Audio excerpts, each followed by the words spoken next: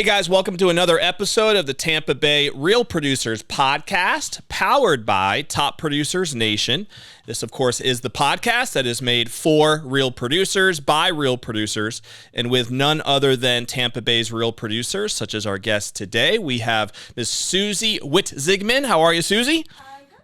It's good to have you here. Yeah, no doubt. Susie and I just met actually for the first time here off camera. If you follow what we do, you might have seen Susie's face being featured as our rising star in our most recent issue, actually, which was just last month. Mm-hmm. I guess that was our March issue, I believe, yep. That Susie was featured. So I'm sure Rob will pull that up and you can check that out. But you can always find that too at TampaBayRealProducers.com. Check out our publications and you'll see Susie's story. So for people who might not know you that well, let's start a little bit with just your background. Did you grow up in this area? If not, how did you get yourself to Tampa Bay and eventually get interested in real estate? So I did not grow up in Tampa. I grew up in upstate New York. I'm a Connecticut guy. All right. So you're Northeast too. Yep. So where there's more cows than people. Buffalo, Rochester. North of Syracuse. North of Syracuse. Okay. Yeah. So pretty chilly close, up there. Pretty much Canada. Yeah. Yeah. You have two mailboxes, the winter and the summer. That's right. Yep. I'm familiar. Yep. So I went to school up there. I did a little bit of college. I did art school. Okay. I ended up moving to Florida. My brother was already down here. And then in Tampa? No, I was actually in Orlando area. Okay. And then I was dating someone. I found myself pregnant with my son, which is amazing. We opened up a restaurant over here in Tampa. And you were in the restaurant business. That's neat. I helped him open up that restaurant, and then I ended up moving to Cheesecake Factory. Okay. So I worked there for quite a while. Okay. And I wanted to get into real estate for a while, and I was a little hesitant too, just because being a single parent, I was like, and then also he was younger. But then I finally just did it. I was like, you know what? I need to show him that, you can go for your dreams. You can do things. Anything's possible, huh? Exactly. Because I was like, how can I tell him, you can do this, you can do that if I'm not doing it. Sure. So I wanted to show him by example. That makes sense. So I had, when I first started, I even had him when he was little knocking on doors with me with flyers. That's neat. And all that. And I'm going to open houses and showings and... Very cool. So he's seen it all. He's seen my business grow. What made you want to get into real estate to begin with? Was it in your family? What was it that was appealing to you about it? So I loved waiting tables. And what I loved about waiting tables was I got to meet different people every day. I got to help people. But I was kind of capped at what I could make and do. So I was like, what could I do that would be kind of like this, but where I didn't have a cap? Yeah. And I started researching a little bit more. One of actually my coworkers at Cheesecake Factory got his real estate license, and I was like, oh, I'm gonna do that. I now I know I can do it. Okay. So I did. I ended up taking the class, passed the first time, which I was shocked. I was like, oh my God, this is real. I was like, wow. Didn't take multiple attempts, huh? No, which was shocking. But I studied like a nerd. I had flashcards and I read the book 3 times, front to back, right before I took the exam. Right. I was that nerd. But and it seemed to work. It worked. You actually passed. I know, and it was funny. I think you said off camera it was 2015 that you got licensed? Yes. Okay. When I took the state exam, I took it so fast. I was like, oh, this was too easy. So I went back and I was like, because you have a lot of time to take it. And I was like, well, let me go back and just look at the questions. And I was like, no, I'm not going to change anything because I feel like that's when you change it to the wrong answer. Right. So I passed. So was the fact that your brother was already down here, was that what drew you to Florida initially, or did you have other reasons? Yes, so I came down here to go to his high school graduation. Okay. And that was in Orlando though, right? Yeah, and right. I'm like a year and a half older than him. So I came down here, I was like, oh my gosh, the weather is amazing. It's not dreary. You don't have to shovel the snow. Yeah. I was like, this is amazing. Especially living in upstate New York. Yeah, it's very different. It's always gray. Yes, I know. Always gray. Yes, I know. So I guess you don't miss it very much, huh? No. Go back in the summer, maybe? During Yeah. Christmas, you miss the snow a little bit. It's like really weird to see, Is Christmas most of your family decorations. still up there? They are. They Okay. are. So I still visit. Okay, cool. But. So you came here to Tampa. Was that in 2015 when you got licensed, or when did you come to Tampa? No, I came to Tampa like 2006, like right when my son was born. Okay, got it. So you were already, before you were into real estate, obviously you were in Tampa. And then when you got licensed, tell us a little bit about that first full year. So did that immediately take off for you? Was it a little bit of a shock? Was this your first time working in a commission-based type role where you had to eat what you kill, so to speak? Yes. I mean, waiting tables is kind of like that. The majority of your money is tip money, yeah. so it's kind of like that, but it's a little different. I did realize what you learn in the class for real estate is nothing like what you actually do in real estate. So teaches you about the legalese and the contracts, but not like how to run a business. Exactly. So that was really the thing, but I kind of I felt like, okay, I can do this. I'm not afraid to fail either.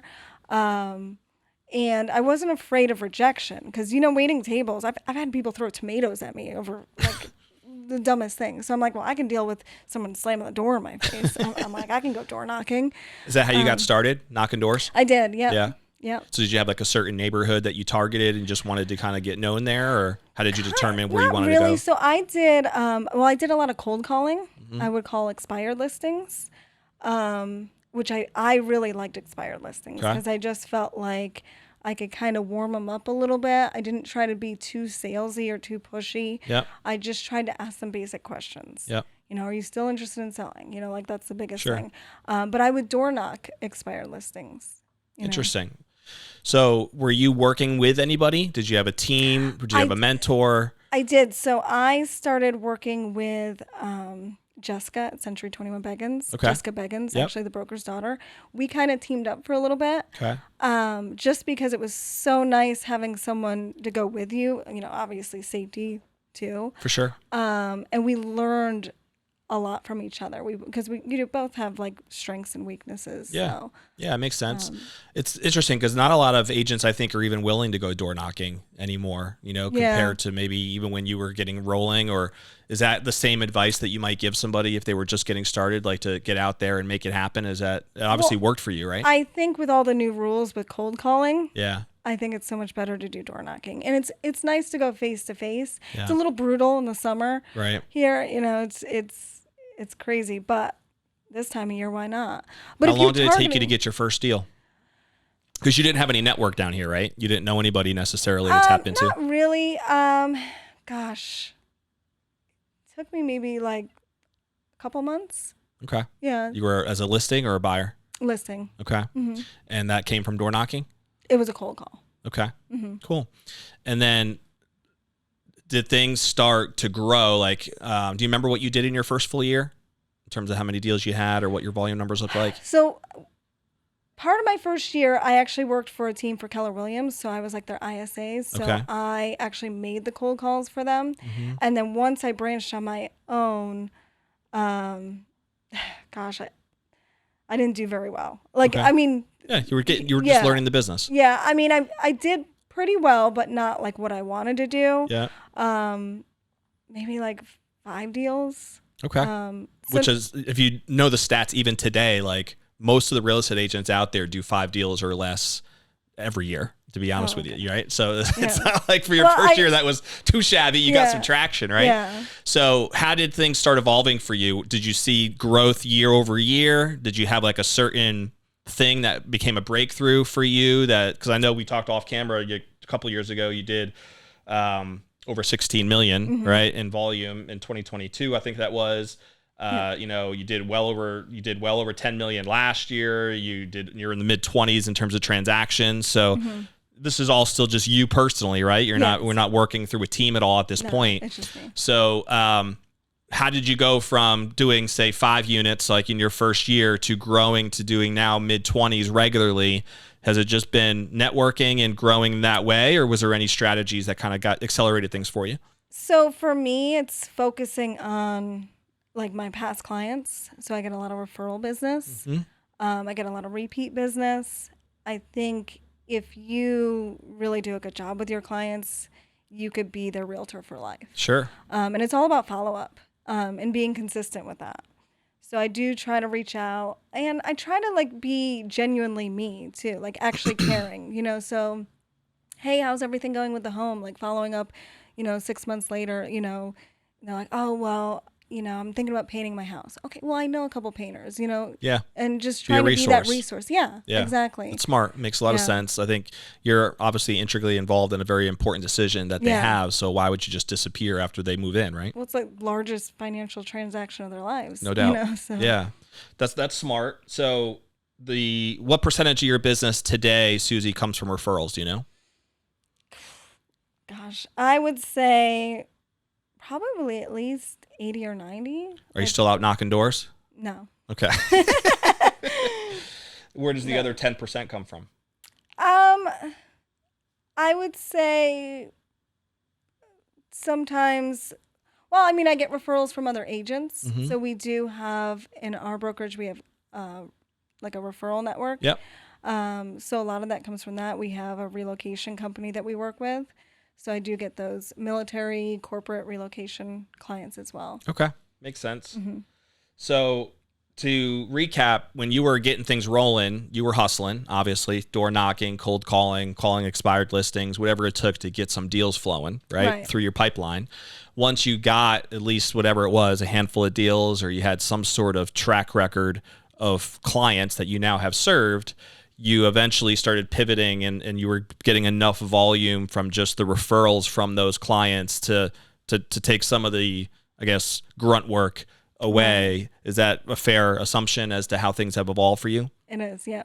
Okay. Yeah, that's kind of what I'm focused on. And then I do, farming, postcards. I get a, business from that as well. Cool. And you live in South Tampa, you said, right? I do, yeah. So is a lot of your business there in that market, South Tampa? Mm-hmm. Yeah. It is, yep. Makes a lot of sense. So, what do you, now that you've been in real estate, can you imagine it's almost 10 years already that you've been in real estate license? Next year is 10 years. I mean, it's crazy how quickly it does go, huh? Yeah.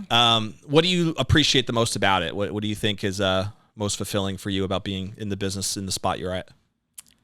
I think it's really helping people. I love it when I get like a thank you card from my clients, or just when they say thank you, or like the testimonial that you get where I read it and I'm like, oh my gosh, they really do like me. Because it's not just fake. I know, because I do try to treat everyone, not only the same, but like how I would want to be treated, or how I'd want someone to treat a family member. Just to guide them through that, and be different. Yeah. You mentioned you still do follow-up programs and stuff to try to make sure that you build and maintain that relationship. Mm-hmm. I think it's smart. You mentioned, when you first help them move in, you're going to follow up 6 months later, make sure that if they need anything, you're there as a resource. What does it look like in terms of the way you typically operate the business? Do you have like client appreciation events or anything that you do to still maintain those relationships? Or is it more just one-off kind of reaching out, whether you have a CRM or whatever that reminds you of, hey, you haven't talked to this person in a while? And do you do anything like systematically to try to maintain those relationships? I'm probably not a very systematic person. Mm-hmm. Everything I do is sporadic, but I kind of have a system. But I don't do client appreciation events. I do handwritten cards. Okay. I just kind of reach out via text or a phone call. Usually just, because I'll stop and think about someone. But I do have a CRM that I'll send out monthly things as well. Mm-hmm. And I get a like pretty emails good response. Emails, like just giving them an update on the market. Sometimes, like last year, I sat down all my past clients. I did a CMA for all of them. Mm-hmm. Just saying, here's how much equity you have, things like that. And I just did a whole report for each and every one of them. That's cool. How many clients do you have now? Do you know?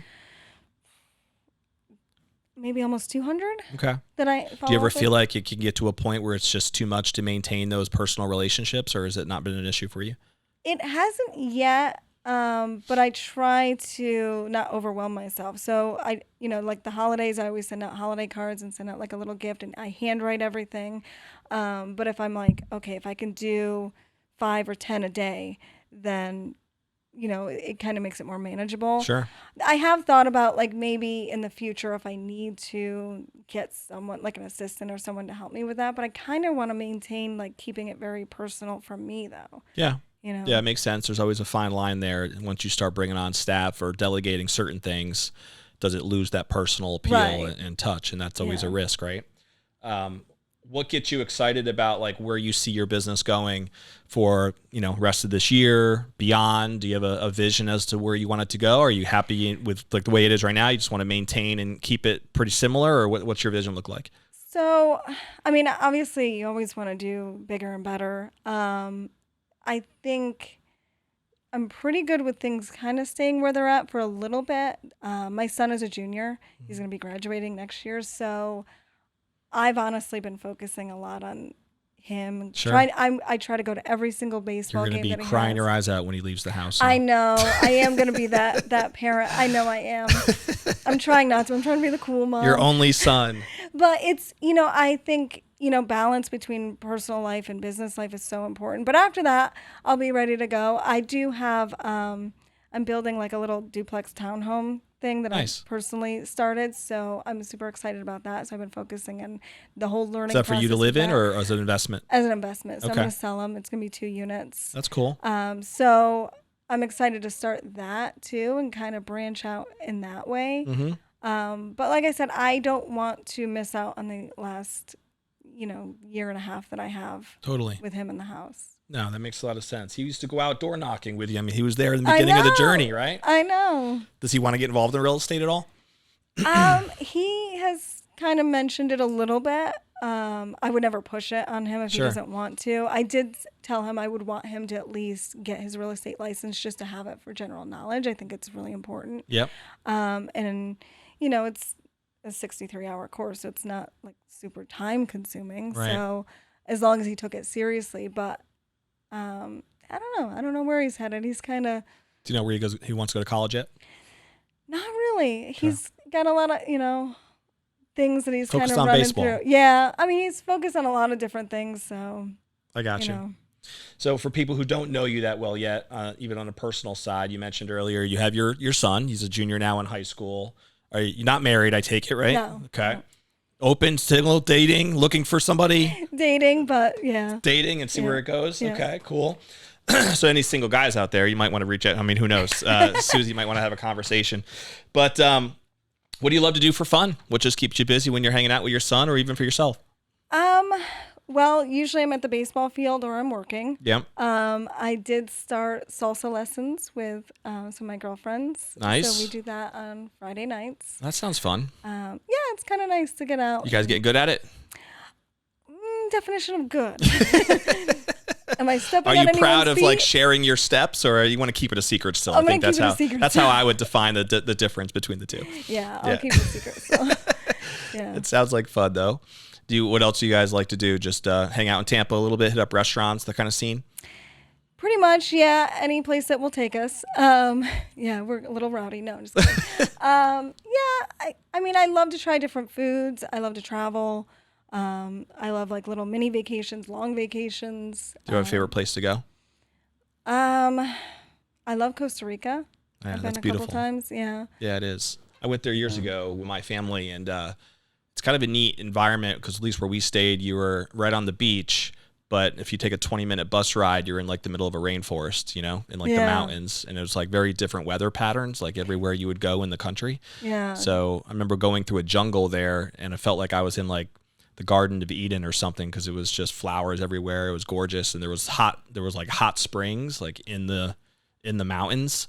So we were able to chill there in the hot springs, and they went from the hottest down to the coldest as you walk down the spring. So it was kind of neat. It is pretty cool. Yeah, different environment for sure.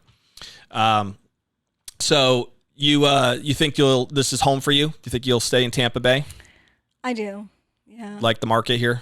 I love just everything that you can do in Tampa. Like you can, downtown Tampa is cool, but then you can go to St. Pete and it's a totally different vibe. And then you can go to the beaches, and we have some of the best beaches, I think. I mean, I've been to beaches all over, and I still think St. Pete Beach is pretty money. Yeah. Yeah. You can't beat it. How often do you get to go back to New York? Every couple years I'll go back. Yeah. Yeah. Summer months or Christmas, you said? Sometimes I'll do Christmas. Try to do summer, I mean, I want it. So my son, I took him back every couple years because we were trying to see snow because he still hadn't seen snow. And then finally it snowed on one of the last times I took him. So I was like, okay, now we don't have to come back during Christmas. Yeah, we took our kids out to California last March, and there was a blizzard out there. We stayed at the Big Bear Lake out there, and it was my oldest daughter who just turned 10. She has seen snow before in Connecticut, but the rest of them never did. So they absolutely loved like just having snowball fights and going down the sleds and all that environment and seeing. And I just liked hanging out in the hot tub in the snow. It was kind of neat, Yeah. No, it's cool. I mean, vibe. If you've never seen snow before, when you first see it, you're just Right. like, oh, wow. Well, I lived in amazing. Connecticut, as you know, so I mean, Yeah. I saw plenty of snow. Yeah, Too much snow exactly. in my day. Exactly. I don't really miss it that much anyway. So a couple of things, Susie. I'm going to ask you a couple like rapid fire questions here for people again to get to know you a little bit more. So would you say that you have like a favorite book or author or even a seminar maybe that you've attended that you felt like, or even a podcast maybe that's just a favorite podcast that you have that you feel like has made an impact on you personally or professionally? I like Matthew Ferry. Mm-hmm. I think a lot of his books are really good. Quiet Mind, Epic Life. Tony Robbins, I've read a lot of his books. Yeah. Have you gone to any of his events? I have not. Okay. It's worth checking out. I know. I've been to a bunch of them for sure. It's pretty life-changing actually. Yeah. Mm-hmm. What's your favorite one of his books? Gosh, I don't even know. I guess his original one was the Unleash the Power. That's probably the OG. the one I've read twice. I read his book, like the Money Book. Yep. I've read that. He's been putting out these like 600-page books lately. He's got some monsters. Yeah, it's like really intense. Yeah, like, it is. The Money Book is big too. I think Yeah, that's like it's like 400 that pages. thick, Right, yeah. exactly. His most recent book's called Life Force. He's been on a big health kick lately, and so his Life Force book is about 600 pages. I actually just read it, and it's all about like modern day breakthroughs in health technology. Oh wow. It's really interesting. It's a lot of interviews with like doctors and other specialists and various things, but like from cures to cancer and different treatments for all kinds of the cardiovascular disease and all these other things, hormone treatments, everything like that. But it's an interesting read if you want to get kind of dig into the whole health space, but it's literally 600 pages. So you better be committed. Are there any pictures in there? Better be committed. There's a couple of diagrams, I think, but not much. Yes. Well, I gotta thank God. I haven't read a lot of, you said Matthew Ferry. Mm-hmm. Okay. What's your favorite TV show or movie? Do you have one? Oh gosh, TV show. I don't watch a lot of TV. Too busy, huh? Well, kind of, but it's just like I don't know. I feel like a loser when I watch TV. Yeah, I mean, when I was a kid, Spoken like somebody who's a high-performing agent. when I was a kid, I loved the X-Files. It was my favorite show. So Oh, yeah? everything was like, You're a sci-fi gal, huh? yeah, Okay. You've got that imagination. yeah, Do you have a favorite food? pasta, Pasta gal. which is not good for me at all. Witzigman, what nationality are you? I am a mutt. I am a Okay. mixture of a lot of stuff, but I think it's German. I don't know. I That gotta makes do sense. that whole 23andMe, but I'm afraid I have like a hidden kid out there that I want to find, so I haven't done it. And Is then, that possible? But I was gonna say, how would you have a hidden kid? I mean, I've heard that from a guy's perspective. But well, I just heard that happen, so I'm like, oh god. And then like the government now has your DNA, so they could frame me for murder Yeah. again. yeah, we And don't I'm want like, we I don't don't want that want to happen. Hide the bodies, But right? so my grandfathers on both sides, I think, were like German, Scottish, bunch of stuff, and then I think my grandmother on my dad's side was like Native American, and then my grandmother on my mom's side was like Middle Eastern, Italian, and So African. you do have a lot. Yeah, Witzigman does strike me as a little German. I think it's German. There's some German slang going on in there, I think. That makes sense. Do you have any, so one of the things you might have noticed in our magazine is we do these spotlights on like various nonprofit affiliations. We call them Making a Difference, is like a section that we tend to spotlight. Are there any specific causes or anything that's important to you, whether you just donate or that you've spent time with or anything like that? So I try to do something every quarter. Like I just helped out with Habitat for Humanity. Nice.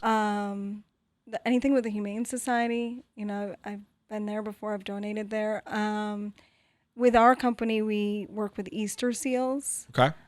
So we That's can a Century 21 thing? Yeah. Okay. So we can actually donate a part of our paycheck to every time we get it paid. It goes like a portion. What do they do? So they work. Gosh, I don't even know. I'm horrible. Sorry to put you on the spot. So it's like children, like kind of like autism, things like that.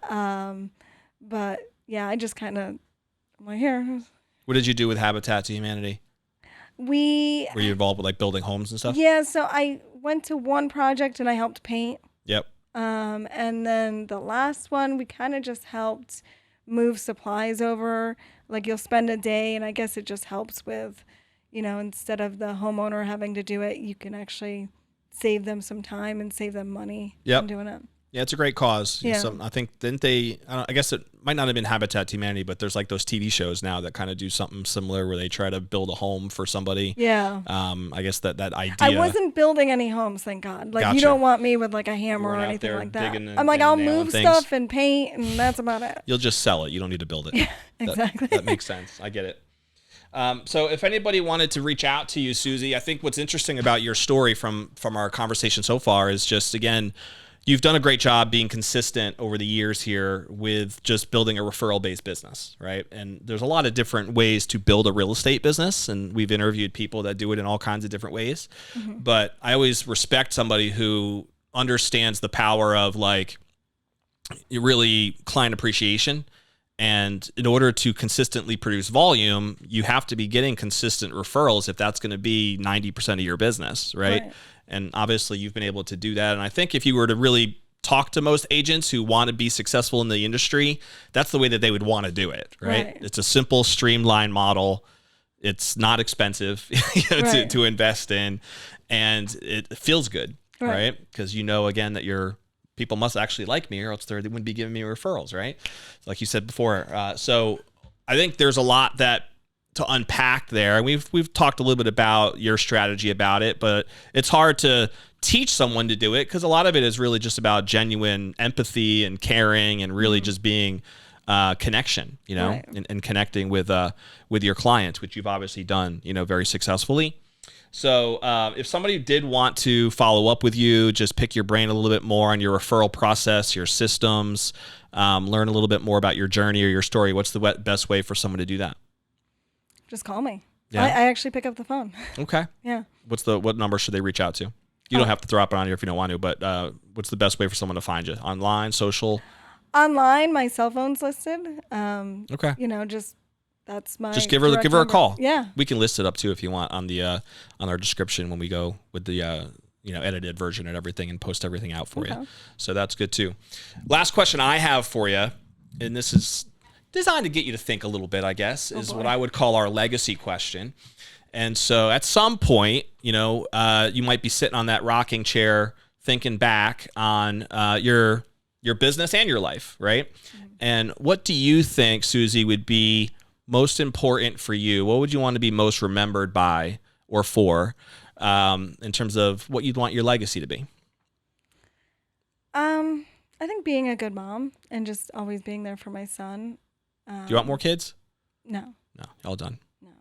He was plenty, huh? He's almost 18, so it's like starting over again. Right. Like I'm not doing that. But yeah, I think that's really important to me. Like I do work hard, but I also try to he's my why. He's my reason why. Yeah, we didn't really talk a ton about it, but like the reality of being a single mom too in real estate, right? And trying to build this career while also having your son, there had to be a lot of challenges that would have brought, one would think. Yeah.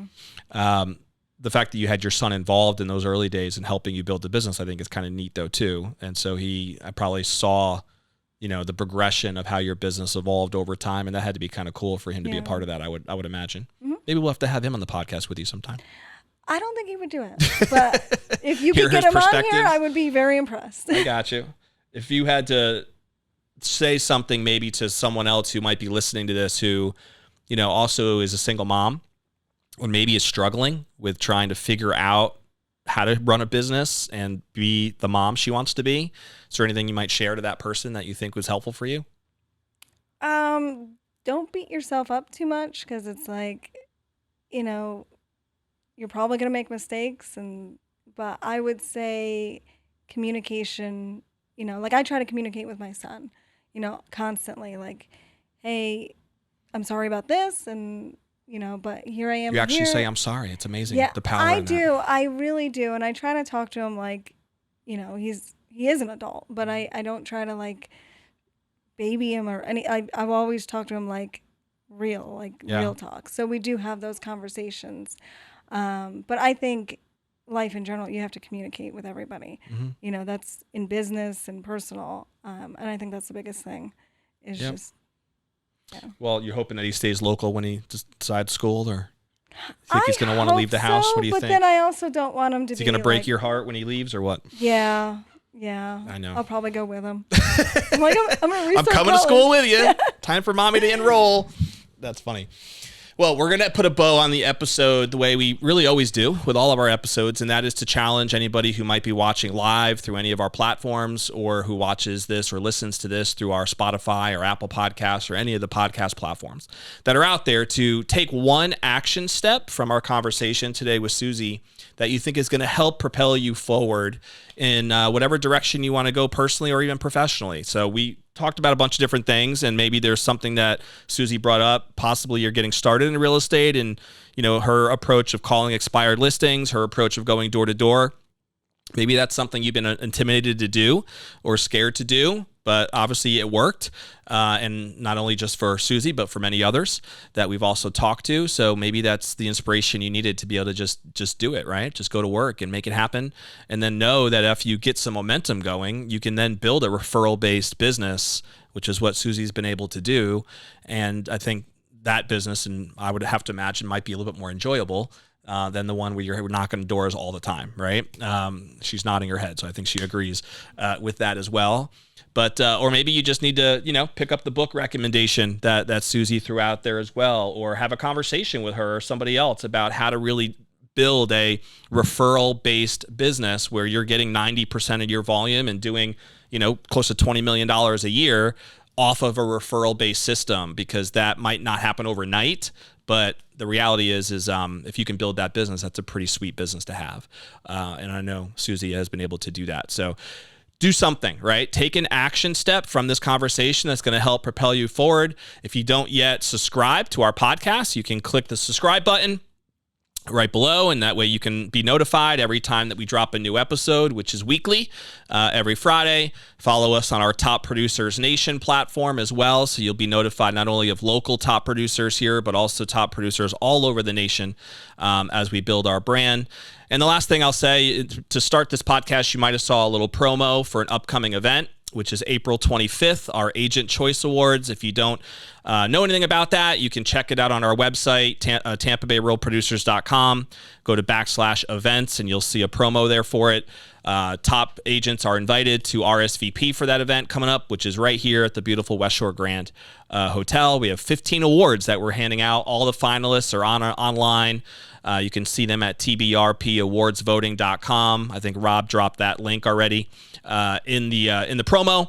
And so you can vote there. If you haven't voted, take a look at who the finalists are, and it's going to be a fun event. It's like our biggest event of the year. It's our Oscars, basically, where it's black tie affair. We open up the envelopes. It's the whole thing. So it should be a lot of fun. But Susie, thank you for being here today. Excited to get to know you more, hopefully see you at some of our events in the near future. And we'll see you on the next episode, of course, of Tampa Bay Real Producers Podcast. Check you later.